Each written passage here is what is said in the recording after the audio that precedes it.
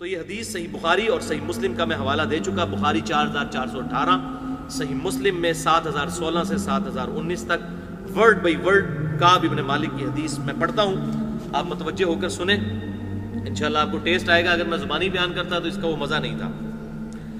کعب ابن مالک کے بیٹے کا بیان ہے کہ میں نے کعب رضی اللہ تعالی عنہ سے ان کے غزوہ تبوک میں شریک نہ ہو سکنے کا واقعہ سنا. اب یہ تین اصحاب تھے، کعب ابن مالک رضی اللہ تعالیٰ عنہ، دوسرے مرارہ بن ربیع اور تیسرے حلال بن امیہ. ان تینوں کا ذکر اس حدیث میں آ جائے گا. تو ان کا بیٹا کہتا ہے کہ میں نے اپنے باپ سے یہ واقعہ سنا. انہوں نے بتایا کہ غزوہ تبوک کے سوا اور کسی غزوہ میں ایسا نہیں ہوا تھا کہ میں رسول اللہ صلی اللہ علیہ وسلم کے ساتھ شریک نہ ہوا ہوں. البتہ غزوہ بدر میں بھی شریک نہیں ہوا تھا، لیکن جو لوگ غزوہ بدر میں شریک نہیں ہو سکے ان کے متعلق آپ صلی اللہ علیہ وسلم نے کسی قسم کی ناراضگی کا اظہار نہیں فرمایا تھا. کیوں کہ آپ صلی اللہ علیہ وسلم اس موقع پر صرف قریش کے قافلے کی تلاش میں نکلے تھے. یہ ہم سورۃ الانفال میں سن چکے ہیں کہ وہ غزوہ بدر کے لیے تو گئے نہیں تھے، وہ تو ابو سفیان کے قافلے کے لیے گئے تھے. لیکن اللہ تعالیٰ کے حکم سے کسی پہلی تیاری کے بغیر آپ صلی اللہ علیہ وسلم کی دشمنوں سے ٹکر ہو گئی، اور میں لیلہ عقبہ ثانیہ میں بھی آپ صلی اللہ علیہ وسلم کی خدمت میں حاضر تھا. یہ وہ رات تھی جو ہجرت مدینہ سے پہلے چند انصار نے آپ صلی اللہ علیہ وسلم کے ہاتھ پر حج کے موقع پر بیعت کی اور آپ کو دعوت دی کہ آپ ہجرت کر کے مدینہ شریف آ جائیں. تو یہ اصل میں آپ کی زندگی کا ٹرننگ پوائنٹ تھا کہ آپ کو ایک الٹرنیٹو بیس مل گئی مدینہ شریف کے اندر، اور وہاں سے پھر آپ کی دعوت لانچ ہوئی. تو یہ صحابی کہتے ہیں میرے لیے تو یہ فخر کی بات تھی کہ میں تو اس رات میں بھی حضور کے ہاتھ پر بیعت کرنے والے جو چند لوگ تھے ان میں شامل تھا. تو میں اپنے لیے اعزاز غزوہ بدر سے بھی بڑھ کر سمجھتا ہوں. اور میں لیلہ عقبہ میں حضور صلی اللہ علیہ وسلم کی خدمت میں حاضر ہوا تھا. یہ وہی رات ہے جس میں ہم نے مکہ میں اسلام کے لیے عہد کیا تھا، اور مجھے تو یہ غزوہ بدر سے بھی زیادہ عزیز ہے، اگرچہ بدر کا لوگوں کی زبانوں پر چرچا زیادہ ہونے لگا ہے. میرا واقعہ یہ ہے کہ میں اپنی زندگی میں کبھی اتنا قوی اور اتنا صاحب مال نہیں ہوا تھا جتنا اس موقع پر تھا، یعنی غزوہ تبوک کے موقع پر. جبکہ میں آپ صلی اللہ علیہ وسلم کے ساتھ تبوک کے غزوے میں شریک نہیں ہو سکا. اللہ کی قسم اس سے پہلے کبھی میرے پاس 2 اونٹ بھی جمع نہیں ہوئے تھے، لیکن اس موقع پر میرے پاس 2 اونٹ موجود تھے. آپ صلی اللہ علیہ وسلم جب کبھی بھی کسی غزوے کے لیے تشریف لے جاتے تو آپ صلی اللہ علیہ وسلم اس کے لیے ذو معنی الفاظ استعمال فرمایا کرتے تھے. لیکن غزوہ تبوک کا جب موقع آیا تو گرمی بڑی سخت تھی، سفر بھی بہت لمبا تھا، بیابانی راستہ تھا اور دشمن کی فوج بھی کثرت سے تھی، تمام مشکلات سامنے تھیں. اس لیے آپ صلی اللہ علیہ وسلم نے مسلمانوں کو اس غزوے سے متعلق بہت تفصیل کے ساتھ بتا دیا تھا. یعنی پہلے آپ صلی اللہ علیہ وسلم جو ہے وہ کنائے سے گفتگو کرتے تھے تاکہ کوئی دشمن سن نہ لے، راز لیک نہ ہو جائے. مثلا بخاری مسلم میں آتا ہے آپ نے اگر مشرق کی طرف جانا ہوتا تھا تو آپ کہتے تھے مغرب میں جائیں گے، تو ہم سمجھ جاتے تھے کہ ہم نے مشرق میں جانا ہے. لیکن یہ ایسا خطرناک موقع تھا کہ آپ نے کھل کر ساری بات کی کہ بھئی یہ ایسا غزوہ ہے، یہ ڈیسائسو ہے. ظاہر ہے انٹرنیشنل لیول پہ مسلمانوں کی دھاک بیٹھنے والی تھی اور آئندہ آنے والی فتوحات ساری اسی غزوہ تبوک پہ ڈیپینڈنٹ تھی. اور سفر بڑا کٹھن تھا، گرمیوں کا موسم تھا، پھل پک کر تیار ہونے والے تھے، اور وہ کہہ رہے ہیں کہ بڑا لمبا سفر تھا. ایریل ڈسٹنس آج بھی اگر جہاز سے سفر کریں تو 550 کلومیٹر بنتا ہے، اور جو ویسے سڑک کا راستہ ہے یا پیدل کا راستہ وہ 700 کلومیٹر بنتا ہے غزوہ تبوک کا، تبوک کے مقام تک پہنچنے کے لیے. اب اتنا مشکل سفر 30,000 جانثار صحابہ کرام رضوان نے کیا، لیکن کچھ پیچھے بھی رہ گئے. تو رومن امپائر سامنے سے 1.5 سے 2 لاکھ کی فوج لے کر کیسر روم آ گیا، لیکن آپ صلی اللہ علیہ وسلم کی ایسی دہشت پڑی کہ وہ مقابلہ کیے بغیر بھاگ گیا. پھر آپ صلی اللہ علیہ وآلہ وسلم نے 20 دن تک وہاں پر قیام کیا، ارد گرد کے قبائل کے ساتھ آپ صلی اللہ علیہ وآلہ وسلم نے معاہدے کیے، اور پھر آپ صلی اللہ علیہ وسلم واپس تشریف لے کر آئے. اور پھر دھاگ بیٹھ گئی کہ رومن امپائر بھی 30,000 صحابہ اکرام علیہم رضوان جانثاروں کا مقابلہ نہیں کر سکی. بہرحال وہ کہتے ہیں کہ آپ صلی اللہ علیہ وسلم نے چونکہ بڑی کریٹیکل جنگ تھی، بڑی تفصیل سے ہمیں بتایا اور کوئی ڈھکی چھپی بات نہیں کی، تاکہ اس کے مطابق ہم پوری طرح تیاری کر لیں. چنانچہ آپ صلی اللہ علیہ وسلم نے اس سمت کی بھی نشاندہی کر دی جدھر سے آپ کے جانے کا ارادہ تھا. مسلمان بھی آپ صلی اللہ علیہ وسلم کے ساتھ بہت تھے، اتنے زیادہ مسلمان تھے کہ کسی رجسٹر میں اگر ناموں کا لکھنا بھی ہوتا تو مشکل پڑ جاتا. کوئی بھی شخص اگر اس غزوے میں شریک نہ ہونا چاہتا تو وہ یہ خیال کر سکتا تھا کہ اس کی غیر حاضری کا کسی کو پتہ نہیں چلے گا. 30,000 لوگوں میں نہ کوئی کیمرے ہیں، نہ کوئی اس طریقے سے سسٹم ہے کہ آپ کسی کو وہ ڈیٹیکٹ کر سکیں اس حوالے سے کہ یہ فلاں آیا یا فلاں نہیں آیا. تو کہتے ہیں کہ اگر کوئی جان بوجھ کر بھی چھپ جاتا ہے اتنے ہزاروں کے مجمع میں تو پتہ نہ چلتا، سوائے اس کے کہ اللہ تعالیٰ وحی کے ذریعے آپ صلی اللہ علیہ وسلم کو آگاہ کر دیتا. ہاں اللہ تعالیٰ بتا دیتا تو یہ پتہ چل جاتا. تو اس حدیث سے یہ بات بھی پتہ چلی کہ صحابہ کا یہ عقیدہ تھا کہ آپ صلی اللہ علیہ وسلم کو اللہ کی طرف سے وحی کے ذریعے کو غیبی خبر پتہ چل جائے تو چل جائے، ورنہ آپ صلی اللہ علیہ وسلم خود سے غیب کو حاصل نہیں کر سکتے تھے. اس فرق کو سمجھ لیجئے. اور میں نے اسی حوالے سے 2 گھنٹے کی گفتگو کی ہے مسئلہ نمبر 6A کے نام سے، علم الغیب سے متعلق فرقہ وارانہ نظریات کا تحقیقی جائزہ. اس میں نے یہ حدیث کوٹ کی ہے غزوہ تبوک والی، یہ کہ صحابہ کا کیا عقیدہ تھا کہ اللہ تعالیٰ بتا دے تو پتہ چل جائے، ادروائز آپ صلی اللہ علیہ وسلم سے اگر کوئی چھپنا چاہتا تو وہ چھپ سکتا تھا. اور اس کا ذکر سورہ توبہ میں بھی آ چکا ہے کہ اے نبی آپ کے سامنے جھوٹی قسمیں کھائیں گے، آپ تو ان سے راضی ہو جائیں گے لیکن اللہ راضی نہیں ہوگا ان سے. تو اس کی غیر حاضری کا کسی کو پتہ نہیں چلے گا سوائے اس کے کہ اس کے متعلق اللہ تعالیٰ وحی کے ذریعے آگاہ کر دے. آپ صلی اللہ علیہ وسلم اس غزوہ کے لیے تشریف لے جا رہے تھے تو پھل پکنے کا زمانہ تھا اور سایہ میں بیٹھ کر لوگ آرام کرتے تھے. آپ صلی اللہ علیہ وسلم بھی تیاریوں میں مصروف تھے اور آپ کے ساتھ مسلمان بھی، لیکن میں روزانہ سوچا کرتا تھا کہ کل سے میں بھی تیاری شروع کر لوں گا. اس طرح ہر روز اسی طرح ٹالتا رہا. مجھے اس کا یقین تھا کہ میں تیاری کر لوں گا، مجھے آسانیاں میسر ہیں. یوں ہی وقت گزرتا رہا اور آخر لوگوں نے اپنی تیاریاں مکمل بھی کر لیں اور آپ صلی اللہ علیہ وسلم مسلمانوں کو ساتھ لے کر روانہ بھی ہو گئے. لیکن تھیندے تھیندے تھی جاتا ہے بندہ. اسی لیے کہتے ہیں نا جب حق پتہ چلے فوراً قبول کرو. آپ صلی اللہ علیہ وسلم مسلمانوں کو ساتھ لے کر روانہ بھی ہو گئے. یہ 30,000 کے قریب لوگ تھے. اس وقت تک میں نے کوئی تیاری نہیں کی تھی. اس موقع پر بھی میں نے اپنے دل کو یہی کہہ کر سمجھایا کہ کل یا پرسوں تک تیاری کر ہی لوں گا اور پھر لشکر سے جا ملوں گا. کوچ کے بعد دوسرے دن میں نے تیاری کے لیے سوچا لیکن اس دن بھی کوئی تیاری نہیں کی. پھر تیسرے دن کے لیے سوچا اور اس دن بھی کوئی تیاری نہ کر سکا. یوں ہی وقت گزر گیا اور اسلامی لشکر بہت آگے چلا گیا. غزوہ میں شرکت میرے لیے بہت دور کی بات ہو گئی اور میں یہی ارادہ کرتا رہا کہ یہاں سے چل کر انہیں پالوں گا. کاش میں نے ایسا کر لیا ہوتا لیکن یہ میرے نصیب میں نہیں تھا. تو یہ بات یاد رکھیں، انسان سے جب برائی ہو جائے نا اس کے بعد اس کو اپنی تقدیر پر ڈالا جا سکتا ہے، لیکن برائی کرنے سے پہلے کوئی شخص نہیں کہہ سکتا جی میری تقدیر میں جو کہ یہ برائی لکھی ہے اس لیے میں اب کرنے لگا ہوں. یہ بات سمجھیے گا. بعد میں اس لیے ڈالا جا سکتا ہے وہ کی تو اپنے نفس کی وجہ سے ہے لیکن وہ تقدیر میں چیز تھی، یہ ڈٹرمنٹ بھی ہوگی کہ واقعی ویسا معاملہ ہوگا. مثال کے طور پر اگر کوئی شخص فیل ہوتا ہے کسی سبجیکٹ کے اندر تو اپنی نااہلی کی وجہ سے ہوتا ہے، لیکن بعض اوقات ٹیچر کہتا ہے بھائی جو تیرے حالات ہیں تو نے فیل ہو جانا ہے. تو فیل ہو جائے تو کیا ٹیچر کو بلیم کرے گا؟ اپنے اعمال کی وجہ سے. تو اللہ تعالیٰ کا ڈیوائن وزڈم تو بہت بڑھ کر ہے. اللہ تعالیٰ کو مستقبل کے حالات پہلے سے پتہ ہے کہ ایسے معاملات ہوں گے تو یہ کیا کرے گا، نہ یہ کہ چونکہ اللہ نے نصیب میں لکھ دیا تھا اس لیے ان کے ساتھ ایسا ہوا. یہ عقیدہ نہیں ہے، ورنہ تو رسولوں کا مقدمہ، کتابوں کا مقدمہ ہی اسی بات پر قائم ہے کہ انسان جو کرتا ہے اپنی مرضی سے کرتا ہے. ہاں کچھ چیزیں واقعی ایسی ہیں جو اللہ نے انسان کے لیے مقدر کی ہیں اور ان کے بارے میں ہم سے پوچھا بھی نہیں جانا. ہمیں نہیں پوچھا جائے گا تیری آنکھیں جو ہیں ان کا رنگ یہ کیوں تھا، تیری عمر اتنی کیوں تھی، تیرے ماں باپ فلاں فلاں کیوں تھے. یہ تقدیر سے متعلق ہم سے سوال نہیں ہونے. ہاں جن چیزوں کا اللہ نے حکم دیا ہے، نماز پڑھو، حرام سے بچو، یہ ساری چیزیں ہمارے اختیار میں ہیں، ان کا ہمیں جواب دہی کرنی ہوگی، اللہ کے حضور پیشی ہوگی. تو کہتے ہیں میرے نصیب میں نہیں تھا. آپ صلی اللہ علیہ وسلم کے تشریف لے جانے کے بعد جب میں باہر نکلتا تو مجھے بڑا دکھ ہوتا، کیونکہ یا تو وہ لوگ نظر آتے تھے جن کے چہروں سے منافقت ٹپکتی تھی، یا پھر وہ لوگ نظر آتے تھے جنہیں اللہ نے معذور اور ضعیف قرار دے دیا تھا. تو یہ بڑی امبیرسمنٹ ہے. وہ کہتے ہیں مجھے جب باہر جن کو ہم منافق سمجھتے تھے وہی نظر آ رہے تھے تو مجھے اب میں بھی ان کے ساتھ ہو گیا ہوں. آج منو یہ دیہڑا ویکھنا پیا ہے کہ اے لوگ جنہوں کل تک اسی منافق کہتے ہیں آج میں بھی انہوں لسٹ شامل ہو گیا.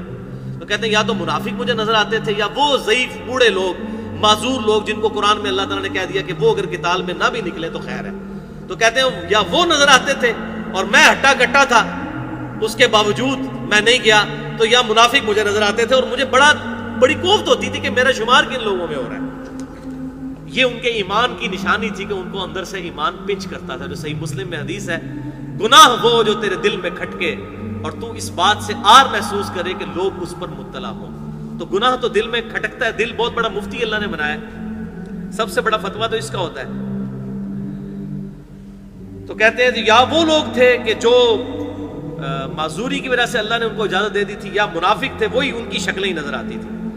آپ صلی اللہ علیہ وسلم نے میرے بارے میں کسی سے کچھ نہیں پوچھا تھا، لیکن جب آپ صلی اللہ علیہ وسلم تبوک پہنچ گئے تو وہیں ایک مجلس میں آپ صلی اللہ علیہ وسلم نے فرمایا کہ کعب نے کیا کیا۔ یہ تو ان کو بعد میں پتا چلا نا۔ دیکھیں جو خاص لوگ ہوتے ہیں نا وہ نگاہ میں ہوتے ہیں، یہ بات ذہن میں رکھیے گا، اور خاص لوگ اگر اس طریقے سے ڈنڈی مار جائیں تو اس کا دکھ بھی زیادہ ہوتا ہے، عام آدمی کا نہیں ہوتا۔ تو حضور صلی اللہ علیہ وسلم نے پوچھا کہ کعب نے کیا کیا؟ بنو سلمہ کے ایک صاحب نے کہا یا رسول اللہ اس کے غرور نے اسے آنے نہیں دیا۔ صحیح مسلم میں حدیث ہے تکبر یہ نہیں کہ تم اچھا لباس پہنو یا اچھے دکھو، اللہ بھی خوبصورت ہے اور خوبصورتی کو پسند کرتا ہے، تکبر یہ ہے کہ تم دوسروں کو حقیر سمجھو اور حق بات سے اناد کرو۔ یہ حق بات سے اناد تھا، رسول اللہ صلی اللہ علیہ وسلم کا ساتھ نہ دیا، تو اس وجہ سے انہوں نے کہا اس کو تکبر نے آمادہ کیا۔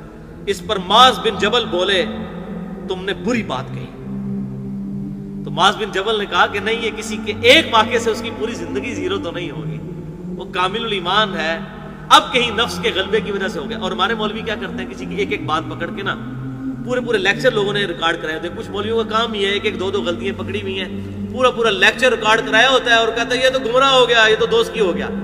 حالانکہ یہ جو مولوی اس قسم کی حرکتیں کر رہے ہیں، میں ان کا پوسٹ مارٹم کروں تو میں ایک ایک نہیں، ان کی 100 باتیں نکال لوں، لیکن اس طرح نہیں ہوتا کہ کسی کی ایک یا دو غلطیاں پکڑ کے آپ اس کو زیرو سے ملٹیپلائی کرتے ہیں۔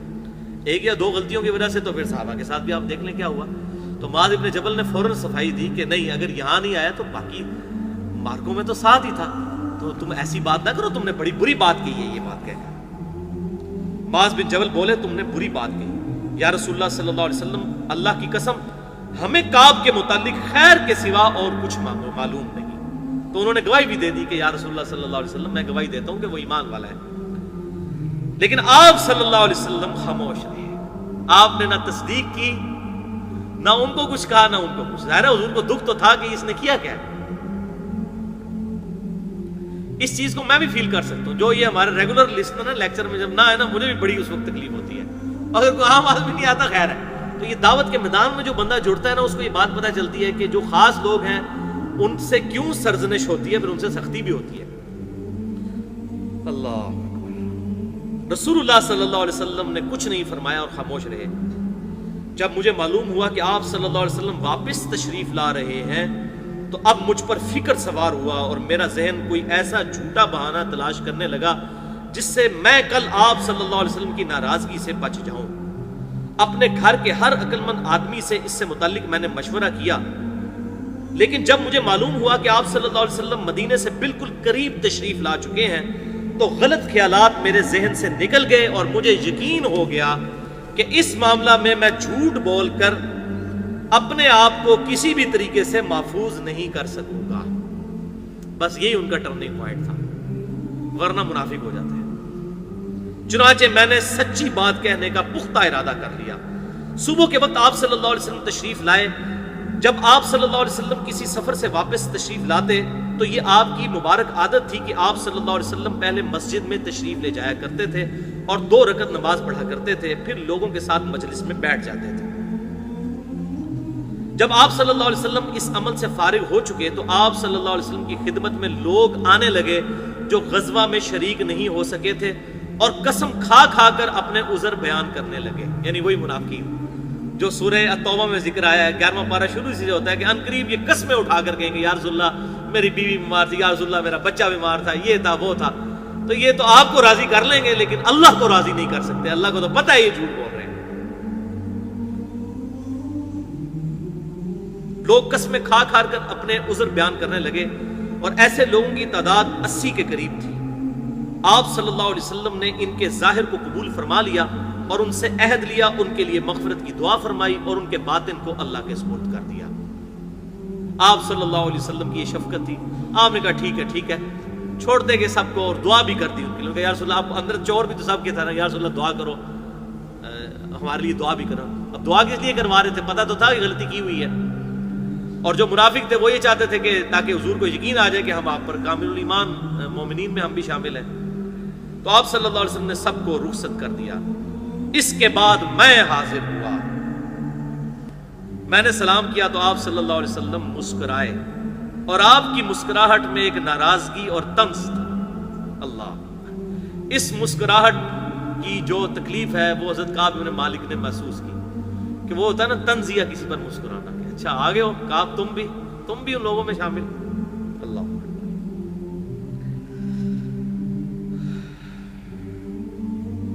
آپ نے فرمایا آؤ، میں چند قدم چل کر آپ کے سامنے بیٹھ گیا۔ آپ صلی اللہ علیہ وسلم نے مجھ سے دریافت فرمایا کہ تم غزوہ میں کیوں شریک نہیں ہوئے؟ کیا تم نے کوئی سواری نہیں خریدی تھی؟ میں نے عرض کیا میرے پاس سواری موجود تھی، خدا کی قسم اگر میں آپ کے سوا کسی دنیا دار شخص کے سامنے بیٹھا ہوا ہوتا تو کوئی نہ کوئی بہانہ گھڑ کر اس کی ناراضگی سے بچ سکتا تھا۔ مجھے خوبصورتی کے ساتھ گفتگو کرنے کا سلیقہ بھی معلوم ہے، لیکن اللہ کی قسم یا رسول اللہ صلی اللہ علیہ وسلم، مجھے یقین ہے کہ اگر آج میں آپ صلی اللہ علیہ وسلم کے سامنے کوئی جھوٹا عذر بیان کر کے آپ کو راضی کر بھی لوں تو جلد اللہ تعالیٰ آپ کو مجھ سے ناراض کر دے گا۔ جھوٹ تو میں بول رہا ہوں گا، اللہ آپ کو وحی کے ذریعے بتا دے گا کہ یہ بھی منافق ہے، اس نے یہ جھوٹ بولا ہے آپ سے۔ اس کی بجائے اگر میں آپ سے سچی بات بیان کروں تو یقیناً آپ کو میری طرف سے ناراضگی تو ہوگی، لیکن اللہ سے مجھے معافی ملنے کی امید ہو جائے گی۔ یہ ہے ایمان۔ کہتے ہیں یا رسول اللہ صلی اللہ علیہ وسلم وقتی طور پہ آپ کی ناراضگی کا سامنا ہوگا، لیکن میں شریعت کی پابندی کو پورا کروں گا۔ اللہ تعالیٰ آپ کو اگر اس معاملے میں ناراض کرے گا تو اس معاملے میں ہو سکتا ہے اللہ تعالیٰ میری توبہ قبول کر کے آپ کو راضی کر دے مجھ سے۔ نہیں، اللہ کی قسم مجھے کوئی عذر نہیں تھا، اللہ کی قسم اس وقت سے پہلے میں کبھی اتنا فارغ البال نہیں تھا، اور پھر بھی میں آپ صلی اللہ علیہ وسلم کے ساتھ شریک نہیں ہو سکا۔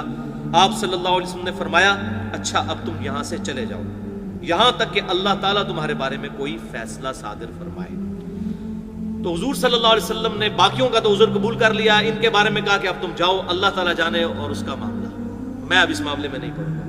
میں اٹھ گیا اور میرے پیچھے بنو سلمہ کے کچھ لوگ بھی دوڑے ہوئے آئے اور مجھ سے کہنے لگے کہ خدا کی قسم ہمیں تمہارے متعلق یہ معلوم نہیں تھا کہ اس سے پہلے تم نے کبھی گناہ کیا ہو اور تم نے بڑی کوتاہی کی ہو۔ آپ صلی اللہ علیہ وسلم کے سامنے تم بھی ویسا ہی کوئی عذر بیان کر دیتے جیسا کہ دوسرے لوگوں نے کیا تھا۔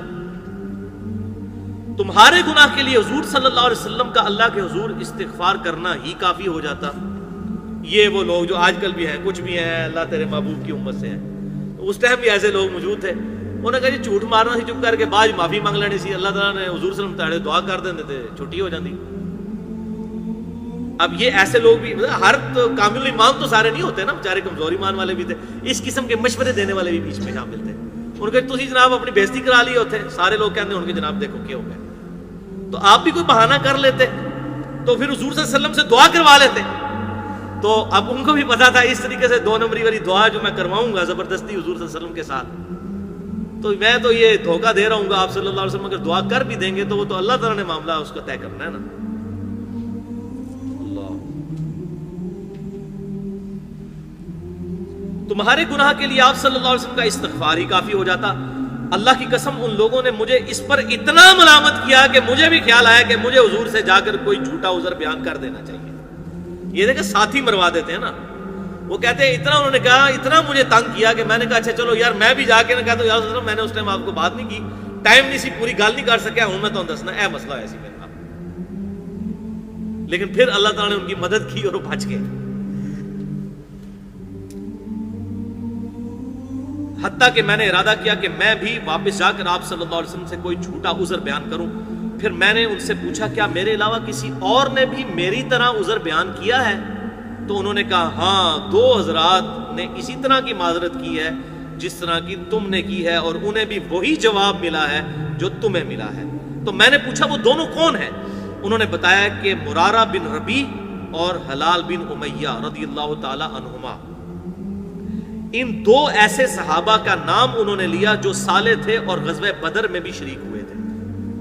تو انہوں نے کہا اچھا وہ دو بدری صحابی انہوں نے بھی اسی طرح کیا۔ پھر ان کو ذرا ڈھارس ہوئی کہ میں اکیلا نہیں ہوں، ہے نا، کونوا مع الصادقین، سچوں کے ساتھ رہو۔ تو اب اس چیز نے انہوں نے کہا اچھا چلو یار میں اکیلا نہیں ہوں اس معاملے میں، ان دو کے ساتھ بھی ایسا ہوا ہے تو وہ تو دو، مجھے اپنا تو نہیں پتا لیکن ان دو کے بارے میں وہ بدری صحابی ہیں اور بڑے کامل ایمان مومنین ہیں، اگر ان کے ساتھ بھی ایسا ہوا، انہوں نے بھی اپنا عذر پیش کیا اور آپ صلی اللہ علیہ وسلم نے ان کو بھی کہا کہ جاؤ اللہ کے فیصلے کا انتظار کرو، تو میری بڑی خوش قسمتی ہے اگر میں بھی ان دو کے ساتھ شامل ہوں۔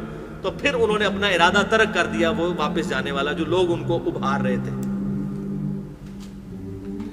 ان کا طرز عمل میرے لیے نمونہ بن گیا، چنانچہ انہوں نے جب ان بزرگ صحابہ کا نام لیا تو میں اپنے گھر چلا آیا، اور آپ صلی اللہ علیہ وسلم نے لوگوں کو ہم سے بات چیت کرنے کی ممانعت کر دی، یعنی مقاطع کر دیا، سوشل بائیکاٹ کر دیا، تمام صحابہ کو حکم دے دیا آپ صلی اللہ علیہ وسلم نے کہ اب ان کے نہ تو سلام کا جواب کوئی دے گا نہ ان کے ساتھ کوئی بات کرے گا، سوشل بائیکاٹ ہے اب ان کا، ان کے ساتھ کسی نے کوئی بات نہیں کرنی۔ یہ بہت بڑا امتحان تھا، اور ظاہر ہے کہ ایک مسلمان معاشرے میں جہاں پر ایک جماعتی زندگی ہوتی ہے وہاں پر اس طریقے سے لوگوں کی اصلاح کے لیے ایسا بائیکاٹ کرنا ضروری ہو جاتا ہے۔ تو سوشل بائیکاٹ ان کا ہو گیا اس اسلامی معاشرے کے نظم و ضبط کو قائم کرنے کے لیے۔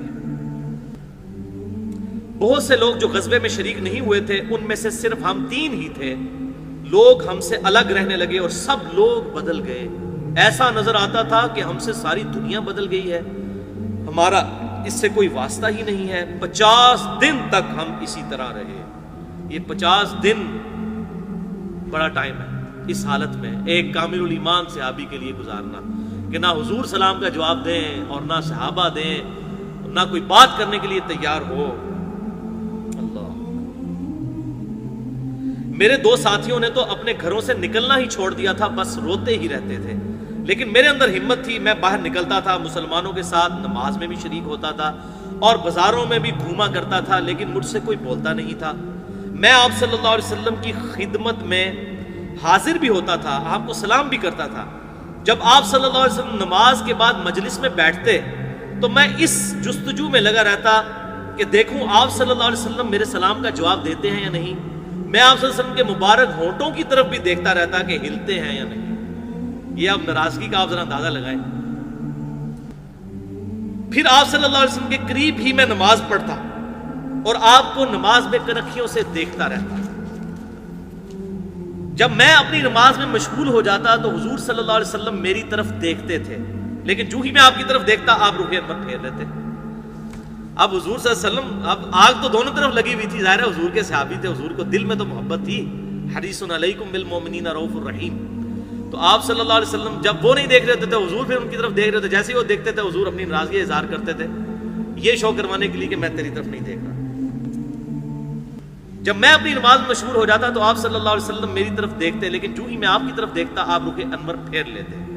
آخر جب اس طرح لوگوں کی بے رخی بڑھتی ہی گئی تو میں ایک دن ابو قتادہ کے باغ کی دیوار پر چڑھ گیا، وہ میرے چچا زاد بھائی تھے اور مجھے ان سے بڑا گہرا تعلق تھا۔ میں نے انہیں سلام کیا، لیکن اللہ کی قسم انہوں نے بھی میرے سلام کا جواب نہ دیا۔ میں نے کہا ابو قتادہ تمہیں اللہ کی قسم کیا تم جانتے نہیں اللہ اور اس کے رسول سے مجھے کتنی محبت ہے؟ انہوں نے کوئی جواب نہیں دیا۔ میں نے دوبارہ ان سے یہی سوال کیا اللہ کی قسم دے کر، لیکن پھر بھی وہ خاموش رہے۔ پھر میں نے تیسری دفعہ اللہ کا واسطہ دے کر ان سے یہی سوال کیا۔ اس مرتبہ انہوں نے صرف اتنا کہا اللہ اور اس کا رسول بہتر جانتے ہیں۔ جواب ان کو بھی نہیں دیا۔ وہ اب کہہ رہے ہیں میں اللہ اور اس کے رسول سے محبت کرنا، ان کا اللہ اور اس کا رسول بہتر جانتے ہیں جو معاملہ کرنا ہے تیرے ساتھ۔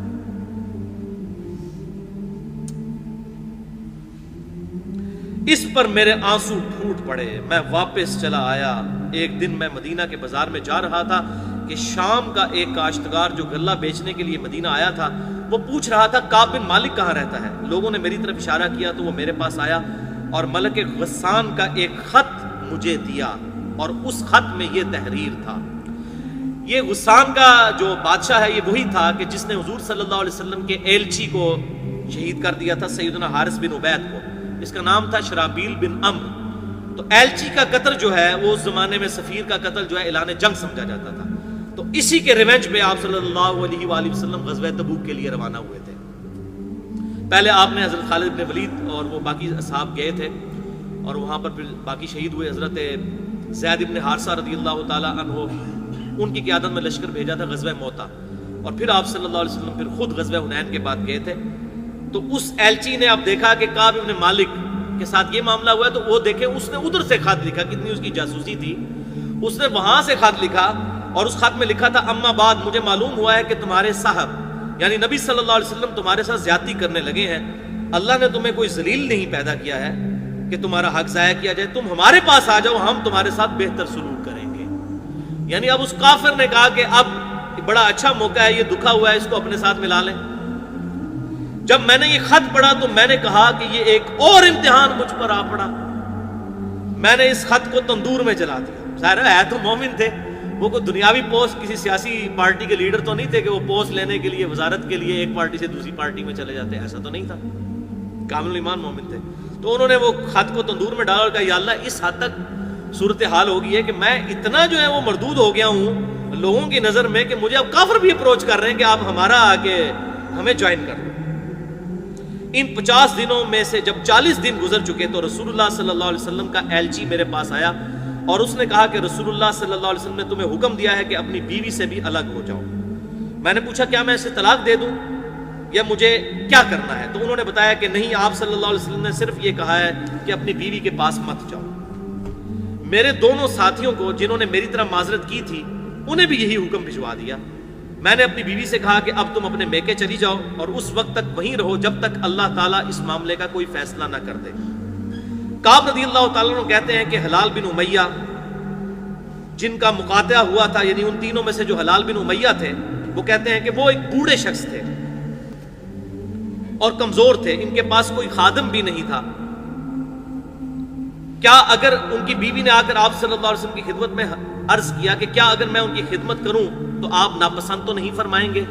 اب دیکھیں بیویاں بھی بجائے اپنے خامند کا ساتھ دینے کے آپ صلی اللہ علیہ وسلم کے پاس گئی ہیں کہ یا رسول اللہ آپ اجازت دیں, تو میرا خامند تو بوڑھا ہے, اس کا بھی آپ نے بائیکاٹ کیا, تو وہ بیچارہ بوڑھا آدمی ہے, وہ کیسے گزارا کرے گا؟ آپ صلی اللہ علیہ وسلم نے فرمایا کہ صرف وہ تم سے صحبت نہ کریں, یعنی ازدواجی تعلق قائم نہ کریں, ویسے تم دونوں ساتھ میاں بیوی رہ سکتے ہو. تو بیوی نے آگے سے عرض کی اللہ کی قسم یا رسول اللہ صلی اللہ علیہ وسلم میرا خامن تو کسی چیز کے لیے حرکت بھی نہیں کر سکتا جب سے آپ ان سے ناراض ہوئے ہیں. وہ دن اور آج کا دن 40 دن گزرنے کو ہیں کہ ان کے آنسو نہیں تھمتے. تو یا رسول اللہ صلی اللہ علیہ وسلم بیوی کی اس کو کہاں سے ہوش, تو 40 دن سے اس کے آنسو نہیں. یہ ہے جناب جو بخاری مسلم کی حدیث ہے, تم اس وقت تک تم میں سے کوئی مؤمن ہی نہیں ہو سکتا جب تک کہ میں اسے اس کے ماں باپ اولاد اور سب لوگوں سے بڑھ کر عزیز نہ ہو جاؤ. یہ اس کی پریکٹیکل مثال ہے. یہاں لوگ کہتے ہیں جناب داڑھی اس لیے نہیں رکھتا کہ بیوی منع کرتی ہے. بیوی جناب داڑھی نہیں رکھنے دیتی, اور اوتھے تسی دیکھ لو جناب بیوی کیا کہہ رہی ہے کہ وہ میرے قریب آنا تو دور کی بات, اس کے تو آنسو نہیں رک رہے جب سے آپ ناراض ہیں. میرے گھر کے بعض لوگوں نے مجھے کہا, اب دیکھیں یہ پھر مشورہ دینے والے آ گئے, انہوں نے کہا کہ جس طرح حلال بن امیہ کی بیوی نے ان کی خدمت کی اجازت مانگ لی ہے تو تم بھی جا کر حضور سے اجازت لے لو کہ تمہاری بیوی بھی تمہاری خدمت کر لیا کرے. یہ مشورہ دینے والے جو لوگ ہوتے ہیں نا, اپنی طرف سے بیچارے مخلص ہوتے ہیں لیکن وہ کسی کا بیڑا غرق بھی ہو سکتا ہے اس معاملے میں. تو انہوں نے کہا اللہ کی قسم میں کبھی بھی رسول اللہ سے ایسی اجازت نہیں لوں گا. میں جوان ہوں, معلوم نہیں جب اجازت لینے جاؤں تو حضور مجھے کیا کہہ دیں کہ ہاں جی تنو تو اجازت نہیں ہو, تو بڑھا آدمی سی میں نے اس لیے اجازت دی, تو جوان آدمی 35 سال تیری عمر ہے تو کہہ رہا ہے کہ مجھے بیوی خدمت کے لیے چاہیے. اس طرح 10 دن اور گزر گئے, یعنی 50 دن. اور جب سے آپ صلی اللہ علیہ وسلم نے ہم سے بات چیت کرنے کی ممانعت فرمائی تھی اس کے 50 دن پورے ہو گئے. 50ویں رات کی صبح کو جب میں فجر کی نماز پڑھ چکا اور اپنے گھر کی چھت پر بیٹھا ہوا تھا, اسی طرح جس کا ذکر اللہ تعالیٰ نے کیا ہے کہ میرا دم گھٹا جا رہا تھا اور زمین اپنی تمام وسعتوں کے باوجود میرے لیے تنگ ہو چکی تھی. وہ کہتے ہیں یہ حالت میری 50ویں دن تھی جو اللہ تعالیٰ نے ذکر کیا. حتی اذا ضاقت علیہم الارض بما رحبت وضاقت علیہم انفسهم وظنوا ان لا ملجأ من اللہ الا الیہ, کہ زمین اپنی وسعت کے باوجود ان پر تنگ ہو چکی تھی. کہتے ہیں یہ حالت میری ہو چکی تھی, اللہ نے بھی ذکر کیا قرآن میں, واقعی میری حالت یہی تھی. 50 دن پورے ہو گئے, لیکن ان مع العسر یسرا, ہر مشکل کے بعد آسانی آ جاتی ہے. اب آسانی آئی۔ تو میں نے ایک پکارنے والے کی پکار سنی، جبل صلا پر چڑھ کر کوئی بلند آواز سے کہہ رہا تھا، اے کعب بن مالک تمہیں بشارت ہو۔ انہوں نے بیان کیا کہ یہ سنتے ہی میں سجدے میں گر پڑا اور مجھے یقین ہو گیا کہ اب مجھ پر فراخی آ جائے گی، تنگی کے بعد آسانی۔ فجر کی نماز کے بعد رسول اللہ صلی اللہ علیہ وسلم نے اللہ کی بارگاہ میں ہماری توبہ کی قبولیت کا اعلان فرما دیا تھا۔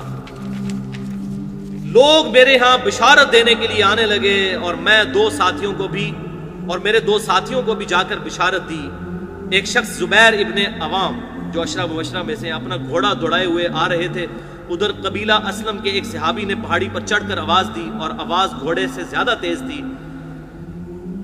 جن صحابی نے صلا پہاڑی پر آواز دی تھی، جب وہ میرے پاس بشارت دینے کو آئے تو میں نے اپنے دونوں کپڑے اتار کر بشارت کی خوشی میں انہیں دے دیے، اور اللہ کی قسم اس وقت ان دو کپڑوں کے سوا میرے پاس کوئی اور پہننے کی چیز نہیں تھی۔ میں نے پہننے کی چیز مراد ہے کہ کوئی اچھے کپڑے نہیں تھے، وہی اچھے کپڑے تھے۔ میں نے اپنے ساتھی ابو قتادہ سے 2 کپڑے مانگ کر پہنے اور حضور صلی اللہ علیہ وسلم کی خدمت میں حاضر ہوا۔ یعنی اب ان کی غیر موجودگی میں اناؤنسمنٹ ہوئی تھی کہ ان کی توبہ قبول ہے۔ اب یہ پہلی دفعہ پیش ہونے جا رہے ہیں، یہ ڈراپ سین ہے۔ جوگ در جوگ لوگ مجھ سے ملاقات کرتے جاتے تھے اور مجھے توبہ کی قبولیت پر بشارت دیتے جاتے تھے، کہتے تھے اللہ کی بارگاہ میں توبہ کی قبولیت مبارک ہو۔ اچھا، حضرت کا آپ کو یہ نہیں پتا تھا کہ ہمارے لیے آیتیں نازل ہو گئی ہیں، وہ یہ تھا کہ حضور کو وحی خفی کے ذریعے بتا دیا گیا ہے۔ ان کو کیا پتا تھا کہ کتنی بڑی خوش نصیبی ہونے والی ہے۔ کعب کہتے ہیں کہ آخر میں مسجد میں داخل ہوا، حضور صلی اللہ علیہ وسلم تشریف رکھتے تھے، چاروں طرف صحابہ کا مجمع تھا۔ سیدنا طلحہ بن عبید اللہ، یہ بھی اشرا مبشرہ میں سے ہیں، دوڑ کر میری طرف بڑھے اور مجھ سے مصافحہ کیا اور مبارک دی۔ اللہ کی قسم وہاں موجود مہاجرین میں سے کوئی بھی شخص ان کے سوا میری طرف نہ آیا۔ طلحہ کا یہ احسان میں کبھی نہیں بھولوں گا۔ پھر کہتے ہیں کہ جب میں نے رسول اللہ صلی اللہ علیہ وسلم کو سلام کیا تو آپ صلی اللہ علیہ وسلم نے فرمایا، اور آپ صلی اللہ علیہ وسلم کا چہرہ مبارک خوشی اور مسرت سے دمک اٹھا تھا، اس مبارک دن کے لیے تمہیں بشارت ہوا ہے کعب، جو تمہاری عمر کا سب سے مبارک دن ہے۔ کعب کہتے ہیں میں نے عرض کیا یا رسول اللہ صلی اللہ علیہ وسلم، یہ بشارت آپ کی طرف سے ہے یا اللہ کی طرف سے ہے؟ اللہ، تو آپ نے فرمایا اللہ کی طرف سے۔ آپ صلی اللہ علیہ وسلم اتنے خوش تھے، اور آپ صلی اللہ علیہ وسلم جب کسی بات پر خوش ہوتے تھے تو چہرہ مبارک روشن ہو جاتا تھا جیسا کہ چاند کا ٹکڑا ہو۔ آپ صلی اللہ علیہ وسلم کی مسرت ہم چہرہ مبارک پر سمجھ جایا کرتے تھے۔ پھر جب میں آپ صلی اللہ علیہ وسلم کے سامنے بیٹھ گیا تو عرض کیا یا رسول اللہ صلی اللہ علیہ وسلم، اپنی توبہ کی قبولیت کی خوشی میں اپنا تمام مال اللہ اور اس کے رسول کی راہ میں صدقہ کرتا ہوں۔ آپ صلی اللہ علیہ وسلم فرمایا لیکن کچھ مال اپنے پاس بھی رکھ لو، یہ زیادہ بہتر ہے۔ میں نے عرض کیا پھر میں خیبر کا حصہ اپنے پاس رکھتا ہوں جو یعنی مال غنیمت میرے سے ملا تھا۔ پھر میں نے عرض کیا یا رسول اللہ صلی اللہ علیہ وسلم، اللہ تعالیٰ نے مجھے سچ بولنے کی وجہ سے نجات دی، اب میں اپنی توبہ کی قبولیت کی خوشی میں آپ سے یہ وعدہ کرتا ہوں کہ جب تک زندہ رہوں گا سچ کے سوا کوئی بات زبان سے نہیں نکالوں گا۔ سچ نے مجھے آج نجات دی۔ بس اللہ کی قسم جب سے میں نے آپ صلی اللہ علیہ وسلم کے یہ سامنے عہد کیا، میں کسی ایسے مسلمان کو نہیں جانتا جسے اللہ تعالیٰ نے سچ بولنے کی وجہ سے اتنا نوازا ہو جتنی نوازشات مجھ پر سچ بولنے کی وجہ سے کی۔ جب سے میں نے آپ صلی اللہ علیہ وسلم کے سامنے یہ عہد کیا، پھر آج تک کبھی جھوٹ بولنے کا ارادہ بھی نہیں کیا، اور مجھے امید ہے کہ اللہ تعالیٰ باقی زندگی بھی مجھے اس گناہ سے محفوظ رکھے گا انشاءاللہ۔ اللہ تعالیٰ ہمیں بھی جھوٹ کے گناہ سے محفوظ رکھے۔ اور اللہ تعالیٰ نے اپنے رسول صلی اللہ علیہ وسلم پر پھر وہ آیات نازل فرمائیں، وہی آیات جو ہم پڑھ چکے ہیں۔ لقد تاب اللہ علی النبی والمہاجرین، یہ سورۃ التوبہ آیت نمبر 117 اور 118، یہ حضرت کعب نے پھر تلاوت کی اور پھر کہا کہ اللہ نے پھر یہ فرمایا وَكُونُوا مَعَ الصَّادِقِينَ، سچوں کے ساتھ ہو جاؤ۔ اللہ کی قسم اللہ کی طرف سے اسلام کے لیے ہدایت کے بعد میری نظر میں حضور صلی اللہ علیہ وسلم کے سامنے اس سچ بولنے سے بڑھ کر اللہ کا مجھ پر کوئی اور انعام نہیں تھا۔ میں نے جھوٹ نہیں بولا، اس طرح اپنے آپ کو ہلاکت سے بچا لیا، جیسا کہ جھوٹ بولنے والے ہلاک ہوئے تھے میں اس ہلاکت سے بچ گیا۔ نزول وحی کے زمانہ میں جھوٹ بولنے والوں پر اللہ تعالیٰ نے اتنی شدید وعید فرمائی جتنی شدید کسی دوسرے پر نہیں کی تھی، اور پھر انہوں نے وہ آیات پڑھی سورۃ التوبہ کی کہ اللہ تعالیٰ نے حضور صلی اللہ علیہ وسلم پر یہ وحی کی کہ عنقریب منافق اگر جھوٹے بہانے کریں گے تو میری اللہ نے تعریف کی، اور ان منافقین کو اللہ تعالیٰ نے ان پر لعنت فرمائی، ان پر برائی سے ان کا ذکر کیا۔ کعب نے بیان کیا چنانچہ ہم 3 ان لوگوں کے معاملے سے جدا رہے، یعنی ہم ان منافقین میں شامل نہیں ہوئے۔ کہ جنہوں نے حضور صلی اللہ علیہ وسلم کے سامنے جھوٹی قسمیں کھائی تھیں اور آپ صلی اللہ علیہ وسلم نے ان منافقین کی باتیں مان بھی لی تھی، ان سے بیعت بھی لے لی تھی اور ان کے لیے طلب اور مغفرت بھی فرمائی تھی، ہمارا معاملہ آپ صلی اللہ علیہ وسلم نے چھوڑ دیا اور اللہ تعالیٰ نے خود اس کا فیصلہ فرمایا اور ہماری توبہ قبول کی، الحمدللہ۔ یہ بھائیو پوری حدیث ہے سیدنا کعب ابن مالک رضی اللہ تعالیٰ عنہ کا یہ پرسوز واقعہ۔ یہ میں نے اس لیے پورا بیان کیا کہ یہ ڈاکٹر اسرار صاحب نے بھی اپنی تفسیر کے دوران اس واقعے کو سکپ کیا اور انہوں نے کہا کہ یہ واقعہ آپ خود تفہیم القرآن میں پڑھ لیں، بلکہ مجھے بڑی حیرانگی ہوئی، انہوں نے کہا کہ بخاری مسلم تو آپ کو شاید نہ مل سکے تو آپ تفہیم القرآن میں سے پڑھ لیں۔ تو اب ظاہر ہے اس زمانے کی بات ہے، اب الحمدللہ بخاری مسلم کے ترجمے ہو چکے ہیں، ہر بندے کے ہاتھ میں آ چکی ہے۔ وہ 98 کی بات تھی، آج ہم 4 اکتوبر 2014 کو بیٹھے ہوئے ہیں یہاں پر۔ اللہ تعالیٰ سے دعا ہے کہ ہمیں صحابہ کرام علیہم رضوان کے نقش قدم پر چلنے کی توفیق عطا فرمائے۔ آج کے درس میں جتنی حق باتیں ہیں اللہ تعالیٰ ہمارے دلوں میں راسخ فرمائے۔ اگر جذبات میں میرے منہ سے کوئی غلط بات نکل گئی تو اللہ تعالیٰ ہمارے دلوں سے معاف کر دے، ہمیں کتاب و سنت کی تعلیمات پر عمل کر کے دوسرے بھائیوں تک پہنچانے کی توفیق عطا فرمائے۔ سبحانک اللہم و بحمدک، اشہد ان لا الہ الا انت، استغفرک و اتوب الیک، وما علینا الا البلاغ المبین۔